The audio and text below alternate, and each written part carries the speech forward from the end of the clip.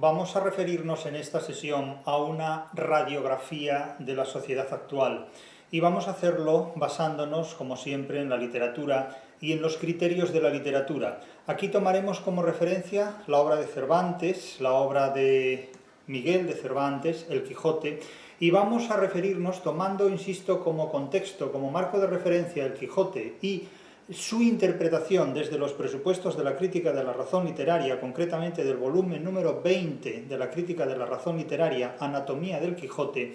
Aquí vamos a hacer referencia al éxito que los 7 pecados llamados capitales, pecados entre comillas, por supuesto, al éxito que los 7 pecados, entre comillas lo de pecados, eso es muy importante, llamados capitales, no porque estén en la cabeza, sino porque eran principio, eran matriz, eran cabeza de muchos problemas ulteriores y consecuentes a la práctica de esos llamados pecados capitales, pues precisamente llamados así, capitales, por ser consecuencia de muchos problemas, por ser causa de muchas consecuencias problemáticas posteriores, si analizamos y examinamos el Quijote desde el punto de vista de lo que esta obra nos dice sobre los llamados pecados capitales, nos damos cuenta de que nuestra sociedad, la sociedad del siglo XXI, ha potenciado, legitimado e institucionalizado los 7 pecados capitales, pero ya no los llama pecados ni los considera capitales. Los llama de otra manera y los considera absolutamente esenciales. ¿Y cómo los llama? Pues todo el mundo sabe que los pecados capitales son la envidia, la avaricia, la lujuria, la gula, la ira, etc. Y hay una serie de términos, que son los que vamos a enumerar a continuación, que nos permiten identificar estos pecados capitales, pero tomando como referencia el ejercicio en el que la sociedad de hoy, el siglo XXI de hoy, ha hecho de lo que antaño se llamaban los pecados capitales. La tesis que aquí voy a sostener básicamente, esencialmente, es que los llamados pecados capitales hoy se han, insisto, legitimado, institucionalizado en nuestra sociedad, en nuestro siglo XXI, pero con otro nombre. Un nombre que, lejos de ser sinónimo de los pecados capitales, es justo lo contrario, es el antónimo de los pecados capitales. De tal manera que hoy se premia y se legitima el pecado capital, tradicionalmente así llamado como tal, pero se le ha invertido, se le ha dado la vuelta, se le da otra nomenclatura y eso es lo que se aplaude, lo que se ejerce y lo que se premia. Vamos con el primero de estos pecados capitales. Vamos con el pecado de la avaricia, vamos a seguir un orden alfabético. La avaricia. Claro, tradicionalmente la avaricia era la acumulación improductiva de riquezas, es decir, el personaje del avaro, ridiculizado en tantas comedias del mundo griego, del mundo grecolatino, el avaro en el teatro, en las comedias de Menandro, básicamente es un individuo que acumula riquezas de forma totalmente improductiva, que no revierten ni en el beneficio personal, porque acumula riquezas sin invertirlas ni en su propia salud, ni en su propio bienestar, ni por supuesto en el bienestar de una colectividad. Eso es de alguna manera la avaricia que la Iglesia condena, en tanto que también condena la usura, como hemos indicado cuando comentamos la serie de 20 vídeos referida a la historia del hurto en la historia del comercio de Paolo Prodi, de tal manera que, insisto, la avaricia era tipificada como un pecado, como una mala costumbre, es decir, como un delito que repercutía en los seres humanos, pero que se cometía contra Dios, y de ahí su condena, la avaricia. La avaricia. Pero hoy día la avaricia ya no se llama así y no se tipifica así. La avaricia se disimula con la etiqueta de la solidaridad. De tal manera que para condenar la avaricia se plantea la solidaridad. De forma que hoy, diríamos, no somos avariciosos. Se exige al ser humano una solidaridad, pero una solidaridad en nombre de una serie de valores que probablemente podremos considerarlos como incompatibles con otra serie de valores según el tipo de democracia, de totalitarismo o de ideología política que queramos suscribir. La pregunta es, ¿la derecha tiene la misma idea de solidaridad que la izquierda? Porque si izquierda y derecha tienen la misma idea de solidaridad, ¿cuál es la diferencia? ¿Los amigos del comercio tienen la misma idea de solidaridad que el consumidor? porque claro, si el productor tiene la misma idea de solidaridad que el consumidor, pues no habría ningún tipo de conflicto, no habría problemas ni debates sobre los precios justos o los precios injustos, pero sin embargo esto no es así. Y sin embargo hoy día la palabra solidaridad se utiliza en todos los contextos, en todos los términos, y es una de las palabras absolutamente intocables, es una palabra prohibida desde el punto de vista de cualquier amenaza que se ejerza sobre ella, es una palabra indiscutible, es un dogma. De modo que no se habla de avaricia, es decir, la acumulación de riquezas o de recursos que ni siquiera se usan en beneficio propio, pero que naturalmente perjudican desde el punto de vista de su monopolio inútil por parte de una persona o de un grupo de individuos, más bien por una sola persona, que supone el monopolio inútil de esos recursos, el uso inútil, valga la paradoja, de esos recursos. Hoy día se habla de la solidaridad. Pero claro, naturalmente cada uno entiende la solidaridad o interpreta la solidaridad de una manera que precisamente por no discutirse, porque es una palabra que no se examina, que no se somete a crítica, que no se disecciona, naturalmente cada uno interpreta por solidaridad, entiende por solidaridad lo que quiere.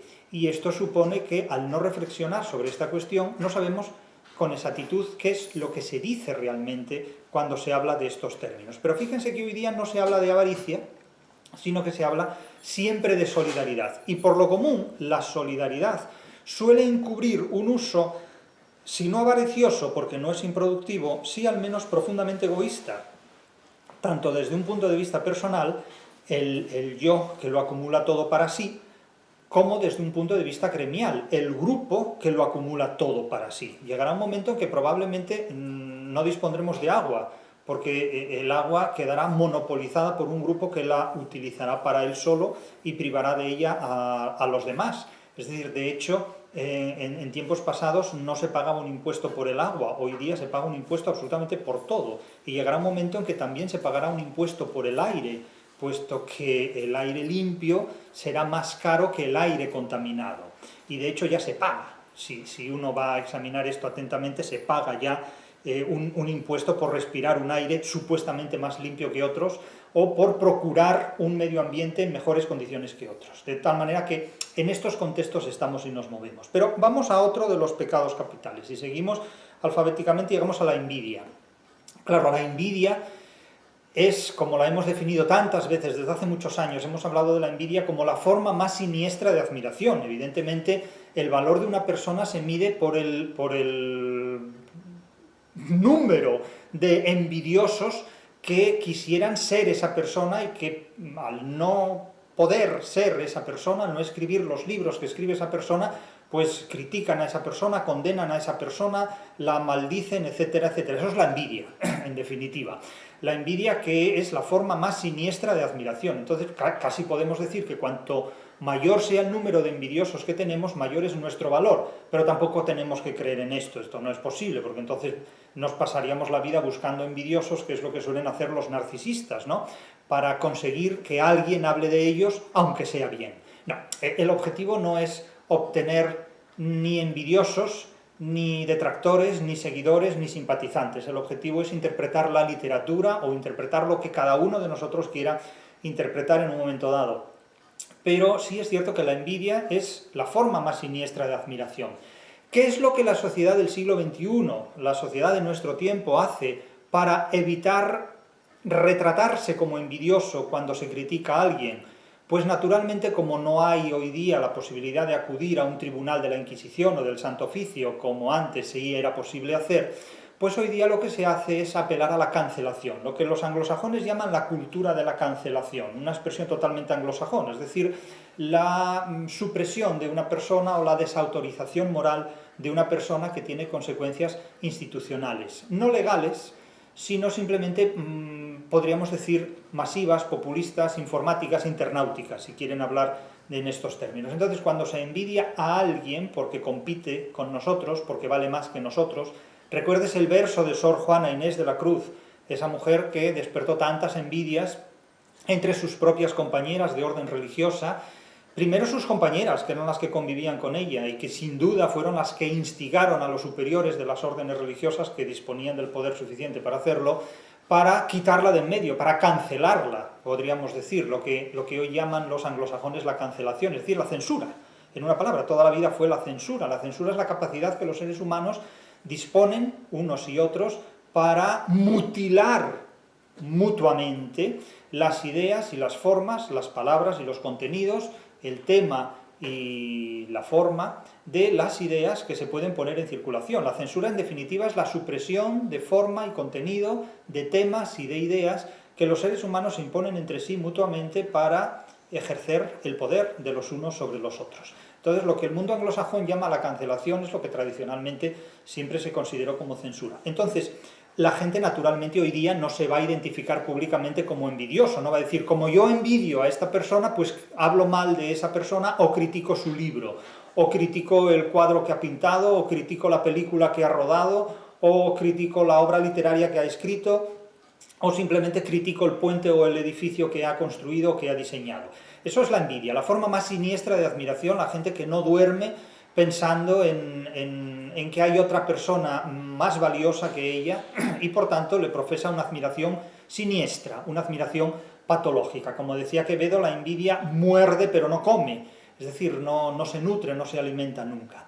Pues bien, hoy no se habla de la envidia, sino de la cancelación o simplemente de la censura. Y naturalmente la llamada cultura de la cancelación, la censura del prójimo, permite disimular la envidia que le profesamos, porque no somos tan inteligentes o tan valiosos como esa persona a la que naturalmente no vamos a declarar nuestra envidia públicamente, pero es que la envidia te delata. Es decir, la envidia, la miseria y la ignorancia no se pueden disimular.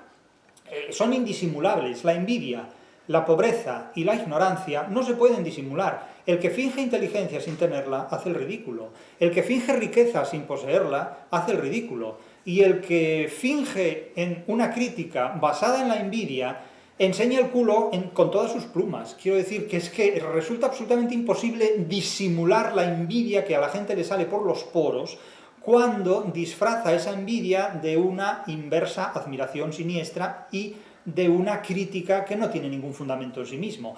Es decir, que se trata, en definitiva, de solapar la envidia con la censura o con la llamada por los anglosajones cultura de la cancelación. Esto es, en definitiva, muy característico del siglo XXI. Entonces, fíjense ustedes cómo nuestra sociedad ha transformado estos criterios tradicionales. Y si ustedes leen el Quijote, se van a encontrar en numerosos episodios con todo este tipo de situaciones y cómo tanto los idealistas como los que combaten el idealismo mantienen siempre su porfía ante cualquier tipo de razonamiento que les desautorice en los fundamentos de su idealismo. Pero ahí deben leer el Quijote para confirmar todo este tipo de cosas. Pero vamos a más. Aparte de la avaricia y de la envidia, si seguimos el orden alfabético llegamos a la gula. La gula es un afán desmedido por comer más allá de las exigencias alimenticias básicas, incluso depredando en una especie de rebatiña, es decir, de lanzarse a la comida para privar a otros de esa comida, más allá, insisto, de las necesidades alimenticias necesarias o básicas.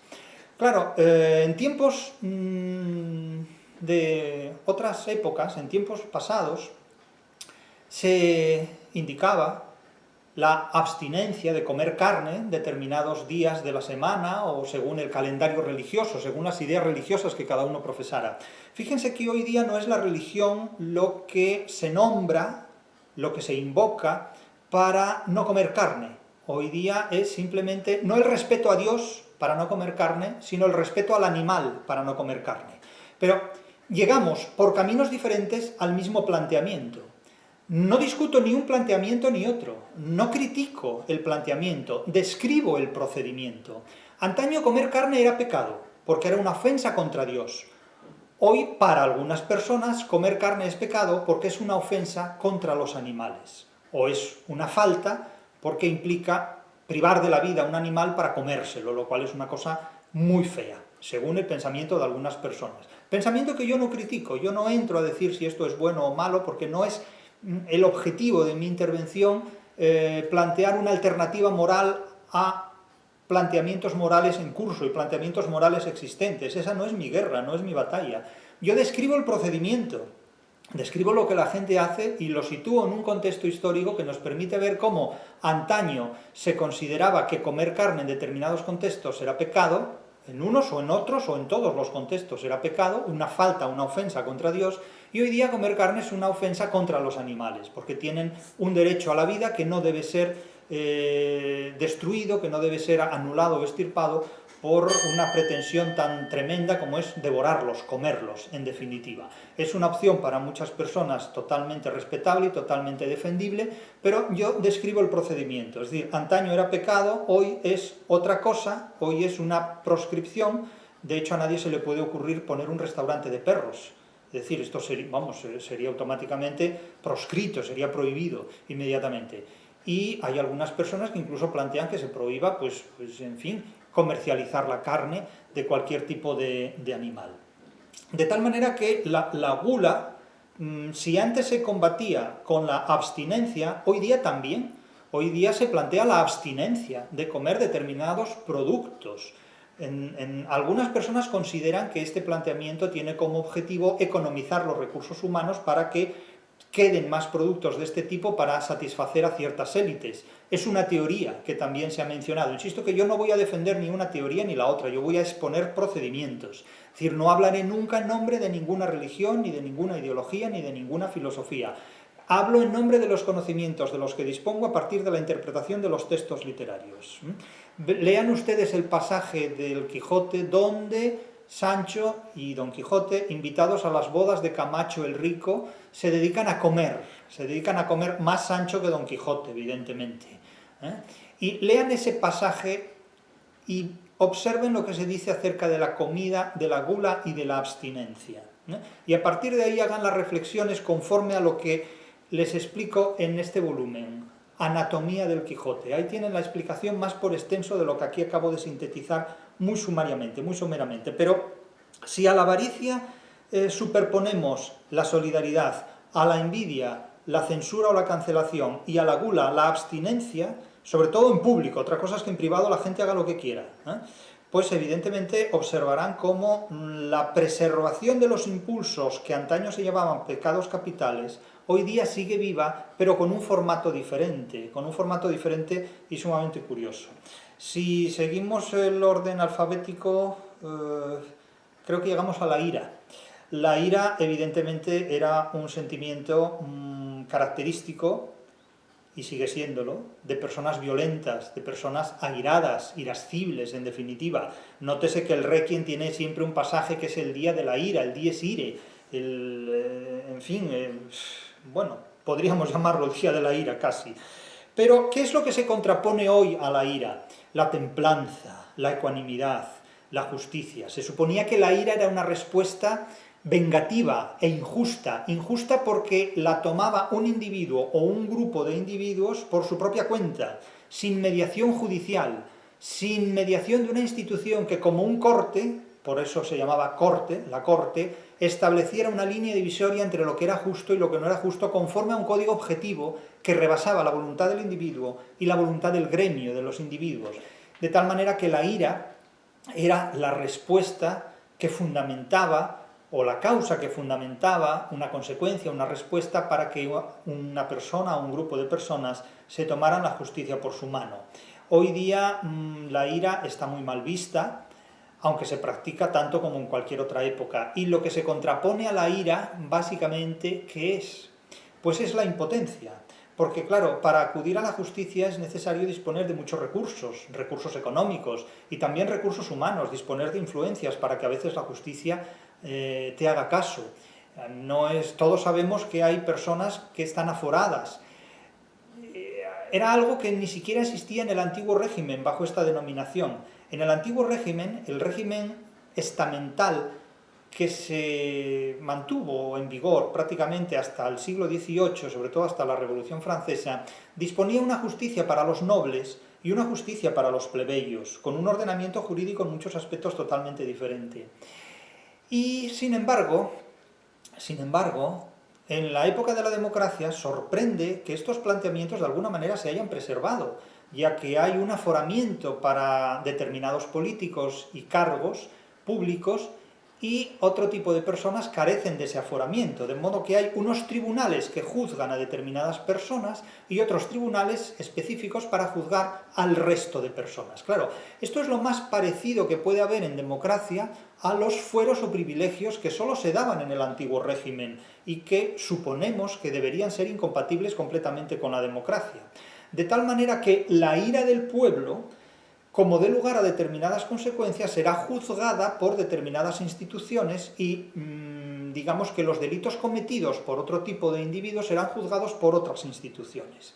Claro, esto es una cosa muy paradójica en una democracia, pero sin embargo funciona con toda naturalidad y nadie ha podido cambiarla, porque hay que cambiarla desde dentro y claro, desde dentro resulta muy difícil renunciar a una serie de fueros y de privilegios que desde el punto de vista de la administración de justicia disponen una serie de personas que ostentan esos poderes. Entonces, claro, la ira actualmente se ve totalmente limitada y por completo transformada en un catecismo de la templanza, de la prudencia, del aguanta. Es decir, es lo que toca. Entonces tú, take it easy, tranquilízate, tómatelo con calma, ¿no? En el sentido de que las cosas son así y si no tienes dinero para pagarte la justicia de los ricos, tendrás la justicia de los pobres. Y si no tienes influencias para disponer del aforamiento de los poderosos, pues carecerás de él y serás juzgado como la plebe, en definitiva. De tal forma que, claro, uno se pregunta, bueno, ¿y qué es lo que ha cambiado entre el antiguo régimen y el nuevo régimen? De tal manera que la ira queda totalmente neutralizada por la impotencia. No hay posibilidad de hacer nada. Recientemente la gente se burlaba mucho porque un presidente de un país muy poderoso dijo que no tenían huevos. Bueno, tómense esta declaración como quieran. Si seguimos alfabéticamente creo que llegamos a la lujuria o algo parecido. La lujuria todo el mundo sabe lo que es la satiriasis, es el afán desmesurado de una actividad sexual patológicamente insatisfecha o patológicamente satisfecha, llámenlo como quieran, pero es una satiriasis en definitiva.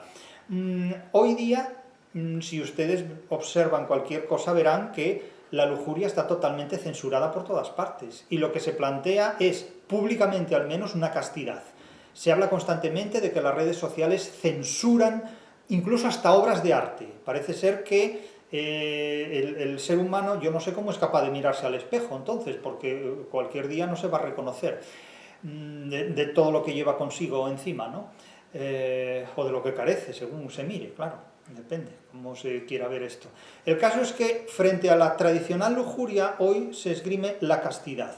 Pero la castidad en nombre de la censura de determinadas formas de comportamiento y sobre todo de determinada imaginería, determinadas imágenes, de determinada, en fin, de determinados iconos y en nombre también de cierto supremacismo moral, es decir, se considera que uno es virtuoso si es capaz, pues no lo sé, de llevar una vida casi eremita o algo por el estilo, de tal manera que se exhiben comportamientos a veces anafrodíticos o anedónicos, una vida anafrodita, que es lo mismo que una vida eremita, pero suponemos que sin onanismo y sin cabras.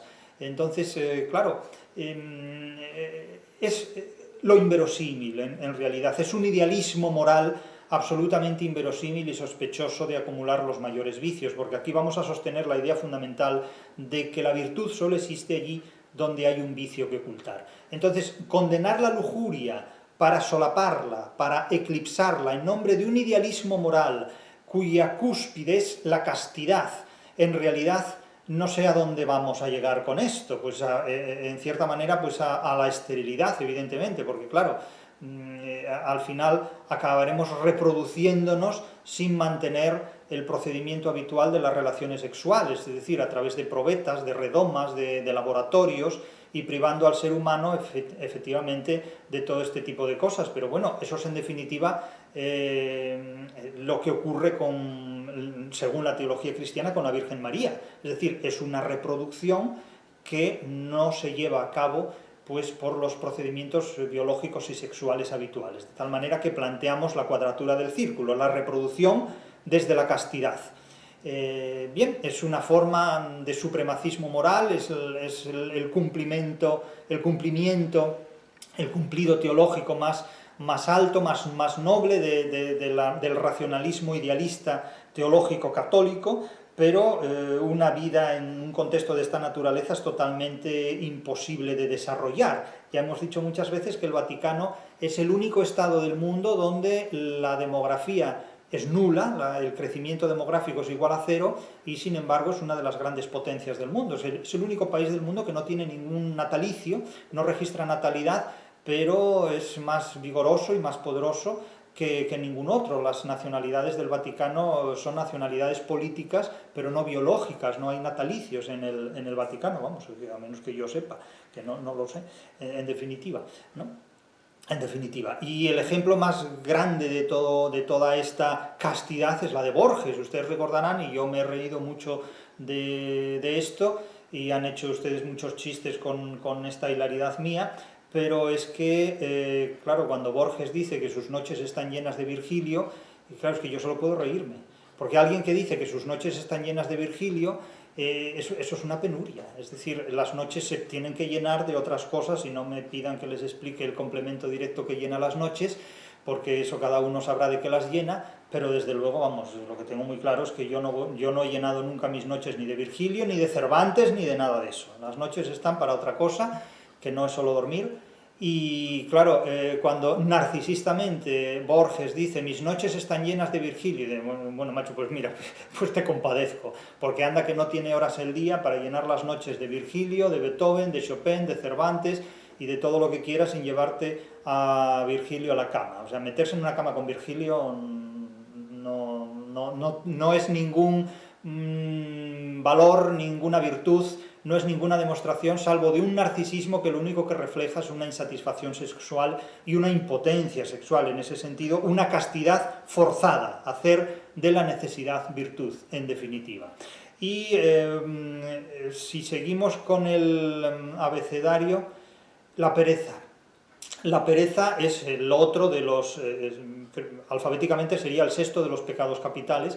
Claro, la pereza es la inacción que nos priva pues, de trabajar, de rezar para el creyente, de trabajar para el trabajador. Claro, a ningún patrón, a ningún jefe le resulta rentable tener trabajadores perezosos, porque no rinden. Entonces, para combatir la pereza, ¿qué se ha creado para combatir la pereza? La figura del líder, indudablemente, no me lo negarán. Claro, si para combatir la avaricia o disimularla se crea la idea de solidaridad, el mito de la solidaridad posmoderna, si para combatir la gula, moderar la gula, se crea el mito de la abstinencia de carne o abstinencia de lo que quieran, me da igual, de carne, de pescado, de vegetales, de lo que quieran, en definitiva. Si para controlar la envidia se crea el mito de la justicia, pero una justicia que es diferente para todos, la justicia es desigual para todos, indudablemente. La justicia que termina en la cancelación o en la censura de aquellas personas envidiadas, por ejemplo. Si la ira la contraponemos con la impotencia porque no podemos hacer absolutamente nada. Si la lujuria la disimulamos de castidad, aparentemente, porque después la procesión va por dentro y vivimos actualmente en una de las sociedades más públicamente viciosas del mundo, pero bajo el solapamiento de una libertad que además resulta incompatible con la imagen de castidad que simultáneamente trata de transmitir, con lo cual no hay quien lo entienda, porque en definitiva derogar la actividad sexual humana es derogar al ser humano, es destruir al ser humano. Es decir, destruir la sexualidad humana es destruir al ser humano. De tal manera que imponer la castidad es la destrucción de la realidad humana. Eso es un idealismo absolutamente incompatible con el ser humano. Pero si vamos a la pereza le ocurre lo mismo, es decir, para combatir la pereza sin llamar a la pereza por su nombre se crea la figura del líder. El líder es un esclavo de élite. El líder representa la autoexplotación laboral. Es decir, un líder no necesita un jefe que lo explote, porque ya se explota él a sí mismo trabajando. El precio que tiene que pagar un líder, en definitiva, es el de recibir una dosis de narcisismo, evidentemente público, en redes sociales, decir yo soy un líder, y era para decir, ¿y tú eres un líder de qué? Tú eres un líder de miserias, tú eres un líder que no llegará a viejo, porque se consumirá antes, porque quedará completamente destruido por un mercado laboral que lo explota hasta los tuétanos, hasta las últimas consecuencias.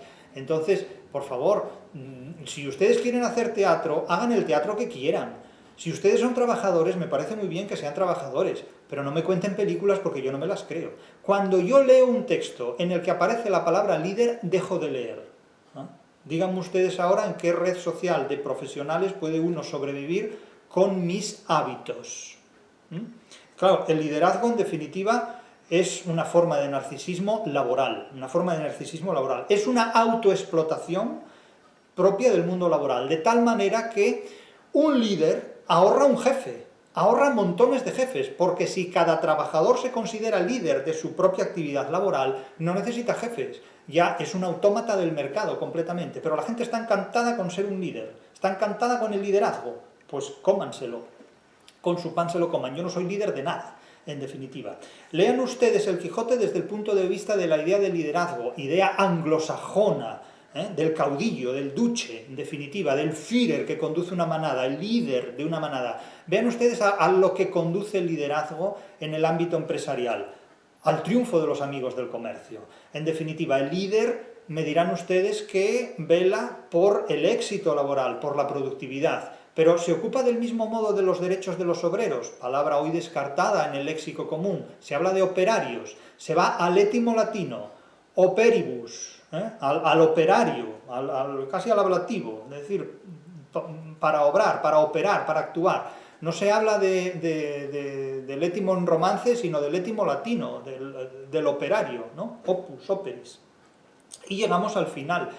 Bueno, la soberbia. La soberbia, y me dirán ustedes, bueno, hoy día la gente no es soberbia. No, que va.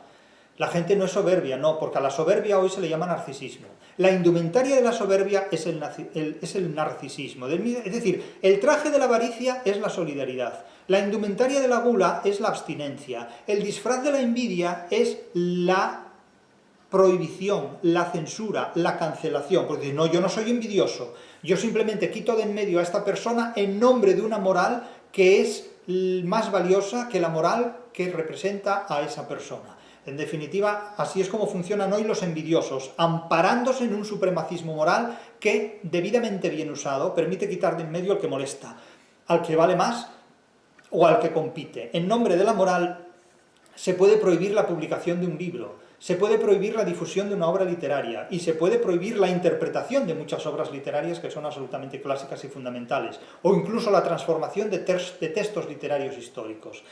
Claro, la lujuria se disfraza de castidad. Bueno, eso está a la orden del día. A la orden del día y al orden del día, a los dos. Está en el programa y está en los hábitos comunes. La pereza se combate disfrazada de liderazgo. Y críate buena fama y échate a dormir. Cría la mala y no podrás dormir, ya dice la paremia milenaria. Pero la soberbia se disfraza ¿de qué? De narcisismo. Y claro, el narcisismo está muy mal visto, estará muy mal visto, pero está en todas partes. Estará mal visto el narcisismo, pero la mayor parte de los grandísimos líderes políticos son todos narcisistas. Y no me piensen solamente en España, que la tienen muy tomada con España en este punto. Es decir, todos los líderes políticos, históricamente hablando, todos los líderes políticos, los gurús religiosos, los líderes ideológicos han sido profundamente narcisistas, todos ellos, todos ellos. Es decir, el narcisismo básicamente ha sido un objeto de expresión potentísima por parte de los caudillos, de los Führer, de los duces, de todo este tipo de gente. Entonces, claro, ustedes se encuentran hoy día con que descubren el narcisismo. Mírense al espejo y ahí lo tienen, en definitiva. ¿Quién no tiene varios espejos en su casa? En definitiva, ¿no?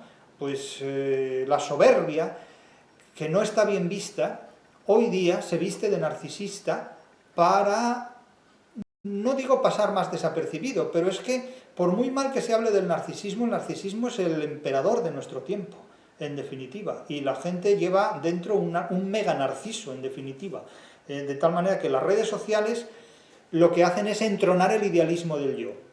Los seres humanos no son como realmente son como se imaginan ser, de tal manera que la imaginación reemplaza la realidad. La psicología reemplaza la ontología. Entonces uno va al psicólogo a decirle al psicólogo cómo el psicólogo lo tiene que tratar, porque se supone que el paciente sabe más que el propio psicólogo.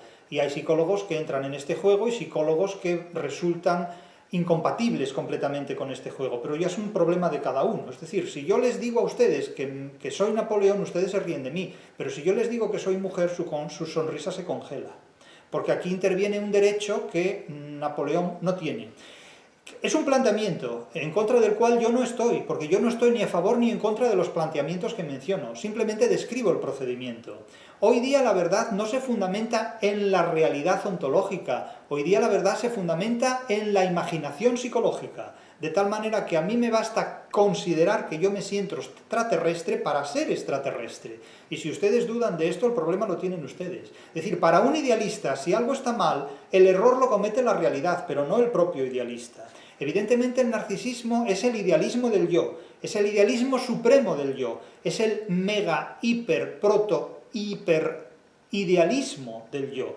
Es un idealismo exagerado y patológico del yo, pero es lo que en definitiva permite disimular una soberbia feroz, una soberbia terrible, un supremacismo moral en las diferentes facetas en virtud de las cuales ese ego, esa egolatría idealista y suprema se impone al de las demás personas. Insisto que el idealista considera que no se equivoca nunca, el idealista se considera pontífice máximo y considera que los demás siempre están equivocados cuando lo juzgan, y considera además que si algo falla, la culpa la tiene la realidad, porque su esquema ideal no puede fallar. Y en este punto le ocurre lo mismo que a muchos ideólogos, que a muchos filósofos y que a muchos religiosos, que elaboran una religión, elaboran una teoría filosófica y elaboran una ideología que consideran tan perfecta y se identifican tan plenamente con ella, que miran el mundo siempre a través del agujero de esa filosofía, del agujero de esa religión y del agujero de esa ideología.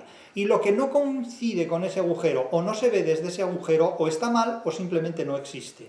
Por eso he dicho muchas veces que toda religión, toda filosofía y toda ideología tienden siempre al idealismo, y por eso he dicho que la mente de un filósofo, la mente de un hombre de iglesia, de un religioso, y la mente de un ideólogo, piensa siempre como un adolescente. Por esa razón, ideología, filosofía y religión atraen tantísimo y con tanta fuerza a los adolescentes. Después llega la hora del desengaño, llega el momento del desengaño. Pero hay personas que no se desengañan nunca, y son recursos humanos muy rentables a todo tipo de filosofías, ideologías y religiones, indudablemente. Claro, la literatura casa mal con los idealismos, porque los destruye a casi todos, incluso utilizando sus propios procedimientos y planteamientos, y la ciencia desde luego es incompatible con el idealismo. De tal manera que literatura y ciencia, por caminos muy diferentes, son enemigos históricos de religiones, filosofías e ideologías. Y en esa dialéctica de 5 puntas, en esa dialéctica entre filosofía, religión, ideología por una parte y ciencia y literatura por la otra, se desenvuelven muchos de los saberes de la historia del ser humano en conflictos permanentes. Pero ya les digo, si ustedes leen el Quijote y examinan el Quijote tomando como referencia estas ideas, que pueden catalogarlas o tipificarlas desde la teología en nombre de los llamados pecados capitales, o simplemente en nombre de un sistema de ideas objetivadas literariamente en una novela como El Quijote. Ustedes vean lo que es la avaricia, la gula, la envidia, la lujuria, la pereza, la soberbia, y vean la indumentaria que estos términos y que estas ideas adquiere hoy para presentarse en nombre de términos absolutamente intocables. Digan ustedes hoy algo en contra de la solidaridad, de la abstinencia, de la cancelación en nombre de un supremacismo moral, de la impotencia frente a la violencia, de la paz frente a la violencia. Tengan en cuenta que cada papa que llega a la Basílica de San Pedro, lo primero que pide es la paz. Y entonces, claro, no hay papa desde hace varios siglos que haya pedido la guerra. De tal manera que todos dicen absolutamente lo mismo. A mí me sorprende, por ejemplo, todo lo que se dice sobre los papas es siempre lo mismo. Es decir, es un debate completamente inútil, un debate completamente cerrado. Es un tema recurrente y recursivo, es un kitsch, es repetir siempre lo mismo. ¿Qué va a pedir el Papa? La noticia sería que el Papa pidiera una guerra, o que el Papa pidiera la lujuria, o que el Papa pidiera la gula, o ese tipo de cosas. ¿Pero qué va a pedir el Papa? Pues esto es obvio, son obviedades, es la solemnidad de lo obvio, simplemente. La noticia en un periódico sería que el Papa pidiera la guerra, que pidiera la gula, que pidiera la lujuria, que pidiera la ira, que pidiera la pereza, que pidiera la avaricia, todo ese tipo de cosas que, como decía el buldero de los cuentos de Canterbury, la lujuria es el vicio que mejor practico, y la virtud que mejor predico, la castidad y la abstinencia. Es decir, vivimos en un mundo donde, insisto, hay una serie de valores intocables, que como digo son la solidaridad, la abstinencia, el supremacismo moral, en nombre del cual se puede cancelar o censurar a quien se quiera, la impotencia para que nadie cause problemas, es decir, ira no, actitudes irascibles no, pero la impotencia sí, es decir, tranquilo, tú no te muevas, esto ya lo recomendaba Séneca también, tú adáptate a la circunstancia, tú no te muevas, tú no protestes, tú relaja las pasiones y, en una palabra, obedece. De tal manera que la ira se proscribe básicamente en nombre de la obediencia, con el seudónimo de la impotencia. Claro, no te van a llamar impotente, te llaman obediente. No te llaman impotente, te llaman obediente. Vuelvo a repetirlo, no te llaman impotente, te llaman obediente. Y si así te crees más valioso, para eso te lo dicen, para que no protestes. Y claro, otro valor, la castidad. ¿Quién practica la castidad? Es que si fuéramos castos el mundo desaparecería en 24 horas completamente, vamos, como el otro que pasaba sus noches con Virgilio. El liderazgo, insisto, el traje de la pereza. Para ponerte a trabajar y para ponerte a rendir, te vamos a poner la zanahoria del líder. El líder no eres tú, el líder es la zanahoria. Claro, cuando hay un líder es porque tiene una zanahoria delante, en definitiva. Entonces, para mí, insisto, hablar de liderazgo es ponerse en ridículo en público. Declararse un líder es ponerse en ridículo en público, es ir detrás de una zanahoria. Y hablo de una zanahoria, no de ninguna otra, una zanahoria, no vean otra cosa. Ya saben lo que decía Freud, de vez en cuando un puro es un puro. Hablo de una zanahoria y no de otra cosa. Y finalmente la soberbia, que es el eufemismo, el tabú, perdón, del narcisismo. El narcisismo, que es la forma de conducta que gobierna realmente el siglo XXI.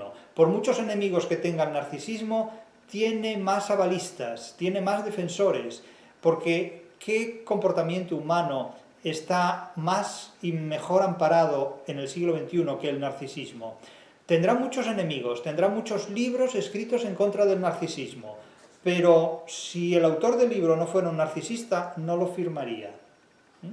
De manera que los autores menos narcisistas son los que escriben en Wikipedia o simplemente los que escribían en la Edad Media, que son los que renuncian a su propia personalidad.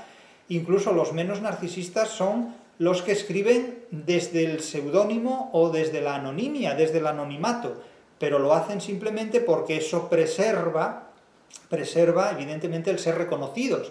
Claro, no es que sean modestos, es que son cobardes, que es otra cuestión, o simplemente que ceden su trabajo, ceden su mano de obra gratuitamente, que volvemos de nuevo a la casilla del liderazgo, es decir, ponen a la gente a trabajar gratis, que eso es lo que básicamente pretenden los amigos del comercio y la globalización, que se trabaje gratis para ellos. Y eso es lo que alimenta pues muchas contribuciones de muchas personas que, amparadas en la anonimia por cobardía o amparadas en una idea idealista de conocimientos, trabajan gratis para los demás. Pero bueno, esto ya es una cuestión de cada cual. Insisto que yo no seré quien condene, ni quien vitupere, ni quien aplauda, ni quien elogie estas formas de comportamiento. Describo procedimientos, no me adhiero a ninguno de estos resultados. Cada uno naturalmente tiene libertad para pensar lo que estime oportuno y por supuesto faltaría más para identificarse con unas u otras características. Pero yo les describo los procedimientos y tomo como referencia la literatura.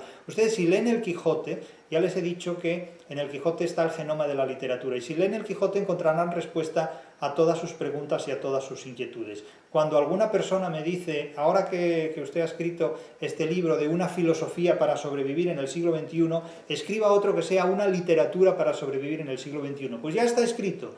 Una literatura para sobrevivir en el siglo XXI es un libro que se resume en una frase: lean ustedes el Quijote. Es todo lo que necesitan leer como literatura para sobrevivir en el siglo XXI. El Quijote es el libro más actual que se ha escrito en la historia de la humanidad. Mucho más actual que la prensa digital de cada día. Y ya digo, la virtud solo existe allí donde hay un vicio que ocultar. Las personas extremadamente buenas son personas extremadamente misteriosas. extremadamente misteriosas, no digo extremadamente mentirosas, no, desde luego, pero la felicidad de los virtuosos es, a mi juicio, la mayor mentira de la historia de la humanidad. Como la virtud de los filósofos es también la mayor mentira de la humanidad. Tengan en cuenta que los filósofos siempre se visten de austeridad, de abstinencia, de solidaridad, de impotencia, de ayuda a los demás, de liderazgo de determinadas ideas. A los filósofos les gusta mucho convertirse en caudillos de grupos humanos y acaban siendo ideólogos de esos grupos humanos o figuras religiosas, que era en definitiva una Juana de Arco, que era en definitiva un Tomás de Aquino, que era en definitiva Kant, más que el caudillo de los idealistas, en suma, que era Hegel, más que otro caudillo de otra forma de idealizar el mundo. En definitiva, nos movemos siempre en este contexto, y todos ellos, sobre todo los cínicos, presumían de una gran virtud, de una gran austeridad. ¿Qué es Diógenes el cínico? Un fulano que vive en la mierda de un tonel, un gualdrapero, en definitiva, es un fulano que hace narcisismo de la abstinencia, narcisismo de la miseria, en definitiva. Es decir, que en todas estas formas de comportamiento humano lo que encontramos no es más que la expresión inversa de los llamados pecados capitales en formas de conducta extremadamente patológicas que, si por un lado disimulan la soberbia, que tienen, por otro lado, incurren en un narcisismo que, insisto, es el narcisismo de la porquería. Vivir en un tonel, por decir, bueno, yo soy una persona modesta y vivo en un tonel. Métete en un estercolero que seguramente dará más muestra todavía de sacrificios humanos, que llevado al extremo es el caso del martirio. En definitiva, la única forma de suicidio autorizada por las religiones, que sugería Nietzsche, sin decirlo explícitamente, y podríamos decir que la guerra es la única forma de homicidio legalizada por las democracias. Por eso resulta sorprendente que las democracias pidan la guerra, es decir, el Papa pidiendo la paz, o sea, la Iglesia pidiendo la paz y las democracias pidiendo la guerra. Es una situación realmente sorprendente, ¿no? Aunque más sorprendente sería que el Papa pidiera la guerra y las democracias pidieran la paz. Cosa que ocurría hace 3 o 4 siglos, sin ir más lejos, en definitiva, porque entonces no había democracia y los papas estaban en cada guerra que había en cada punto del mundo conocido.